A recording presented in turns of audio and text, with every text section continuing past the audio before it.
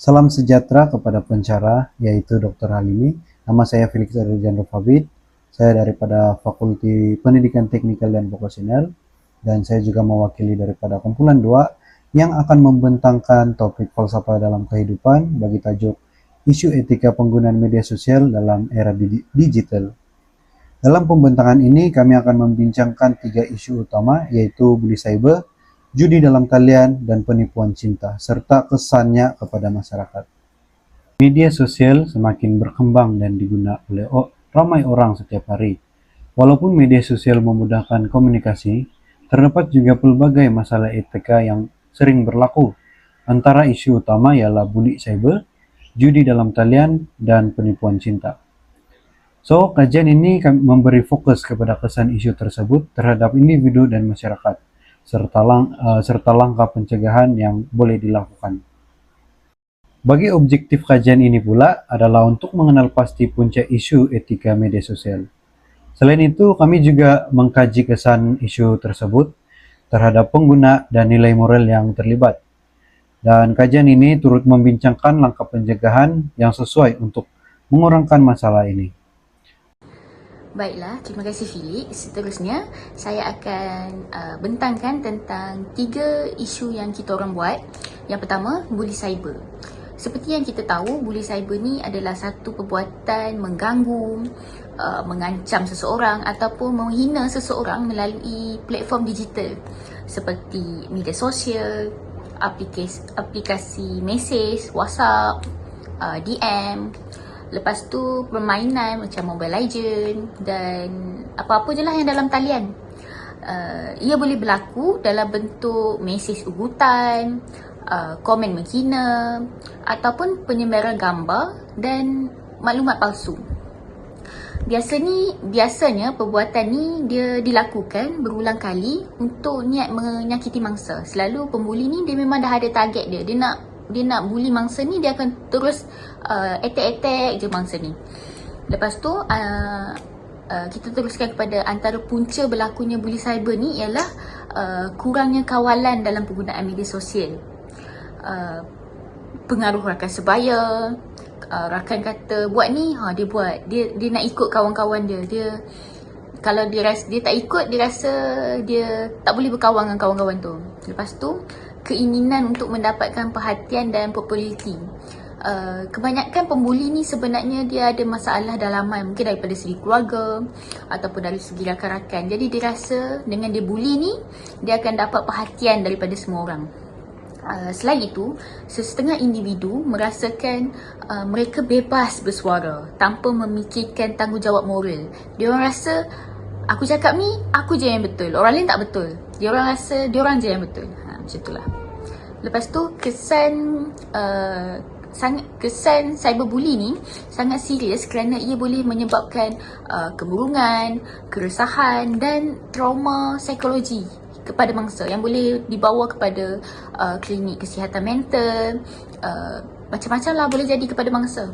Dari sudut moral pula, perbuatan ni boleh melanggar nilai kasih sayang dan rasa hormat sesama manusia. Bila bully ni terjadi, kita dah tak rasa hormat tu, kita dah tak rasa empati terhadap manusia tu. Sebagai contoh, kes Isha, seorang perempuan yang dibuli di TikTok yang sehingga menyebabkan tekanan emosi yang teruk dan membunuh diri. Oleh itu, kita perlulah mengguna media sosial ini dengan beretika dan menghormati perasaan orang lain. Seterusnya, isu yang kedua adalah tentang judi dalam talian. Judi dalam talian ni seperti yang kita tahu, dia sesuatu aktiviti pertaruhan wang melalui platform digital yang tidak mempunyai lesen yang sah lah. Kebanyakan sindiket atau penipuan ni dia menggunakan pelbagai kaedah untuk menipu, seperti menawarkan pulangan yang tinggi, pelaburan yang palsu ataupun promosi yang menarik melalui media sosial untuk menarik mangsa dia.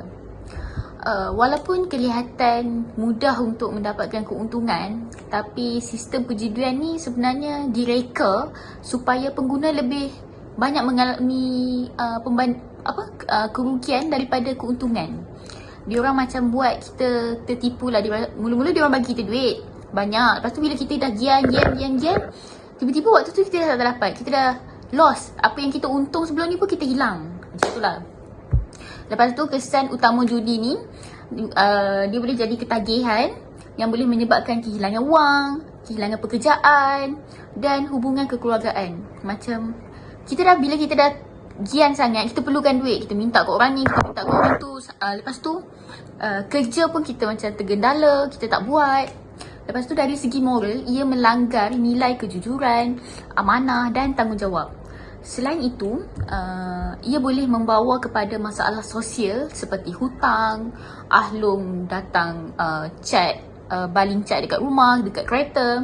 Lepas tu jenayah. Bila tak ada duit, kita mungkin fikiran kita akan jadi serabut, akan jadi sempit. Kita nak pergi merompak lah, kita nak pergi macam-macam lah boleh jadi.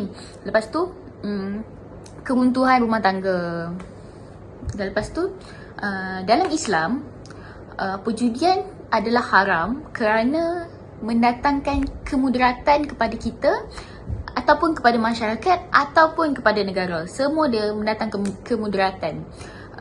Menurut statistik, kerugian judi dalam talian di Malaysia telah mencecah sehingga 7 million pada tahun 2023. Jelaslah yang kita boleh tengok sekarang ni, judi dalam talian lebih banyak memberikan keburukan daripada kebaikan. Baiklah, seterusnya kita pergi ke isu yang ketiga, iaitu penipuan cinta ataupun orang panggil love scam. Benda ni boleh berlaku kerana penjenayah tu, love scam tu, dia datang dekat kita, dia ambil berat pasal kita, dia berpura-pura menjadi pasangan yang romantik, yang sangat peduli pasal kita lah. Dia buat semua ni untuk mendapatkan kepercayaan kepada kita lah, kepada mangsa. Mereka kena bina hubungan emosi terlebih dahulu. Diorang sebelum meminta wang ataupun sebagainya. Biasanya hubungan ni bermula di media sosial ataupun aplikasi temujanji, seperti contoh Omi ataupun dan sebagainya lah. Penjenayah ni sering menunjukkan kasih sayang yang berlebihan menggunakan pelbagai alasan seperti kecemasan, mak sakit, kereta rosak ataupun masalah-masalah urusan kerja yang boleh dia minta wang kepada mangsa. Sebab mangsa tu dia dah memang rasa sayang, dia dah rasa dipercaya, jadi dia rasa kasihan, dia nak tolong penjenayah tu lah, orang yang tipu tu lah. Mereka juga sering menggunakan identiti palsu dan gambar yang diorang guna pun diorang curi daripada media sosial ataupun dari mana-mana saja yang diorang boleh dapat lah. Okey, seterusnya kesan penipuan love scam ni bukan sahaja melibatkan kerugian wang, malah menyebabkan trauma emosi yang mendalam kepada mangsa. Sebab mangsa rasa dia disayang, dia disayang sangat-sangat kan, tiba-tiba kena hilang, tiba-tiba sebenarnya dia kena tipu. Jadi dia dia mungkin akan rasa emosi terganggu dan boleh menyebabkan kesihatan mental yang lain lah. Lepas tu dari segi moral, perbuatan ni jelaslah menunjukkan dia memang langgar nilai kejujuran dan integriti. Sebagai contoh, terdapat kes dekat Malaysia, wanita yang mengalami kerugian sebanyak 300,000 selepas ditipu oleh individu yang menyamar sebagai pasangan dia. Individu ni dia sangat ambil berat lah pasal dia. Mangsa tu pun dah terlampau sayang kepada penjenayah tu yang sampai dia sanggup bagi berapa banyak pun yang penjenayah itu nak. Kesimpulan dia, kita perlulah sentiasa berhati-hati ketika berkenalan dengan sesiapa di internet dan tidak mudah mempunyai individu yang baru dikenali, terutamanya apabila melibatkan urusan kewangan. Berdasarkan dapatan kajian yang telah kami jalankan, kami mendapati bahawa penggunaan media sosial tanpa kawalan telah menyebabkan peningkatan pelbagai isu etika seperti buli cyber, perjudian dalam talian dan love scam, terutamanya dalam kalangan remaja dan pelajar. Kajian juga menunjukkan bahawa ramai pengguna masih kurang kesedaran tentang etika penggunaan media digital. Mereka sering meninggalkan komen negatif, menyebarkan maklumat tanpa menyemak keaslian serta mudah terpengaruh dengan iklan dan individu yang mencurigakan di media sosial. Bagi mengatasi masalah ini, beberapa langkah pencegahan perlu dilaksanakan. Antaranya ialah memperluaskan pendidikan etika digital dan literasi media supaya pengguna lebih memahami tanggungjawab mereka ketika menggunakan platform digital. Selain itu, pengguna perlu berhati-hati dalam berkongsi maklumat peribadi serta tidak mudah mempercayai individu yang tidak dikenali di internet. Di samping itu, semua pihak termasuk ibu bapa, institusi pendidikan, kerajaan dan syarikat media sosial perlu bekerjasama dalam meningkatkan kesedaran masyarakat serta membendung kandungan negatif dan aktiviti penipuan dalam talian. Kesimpulannya, penggunaan media sosial secara beretika amat penting bagi memastikan teknologi dapat dimanfaatkan secara positif serta mewujudkan masyarakat digital yang lebih selamat dan bertanggungjawab.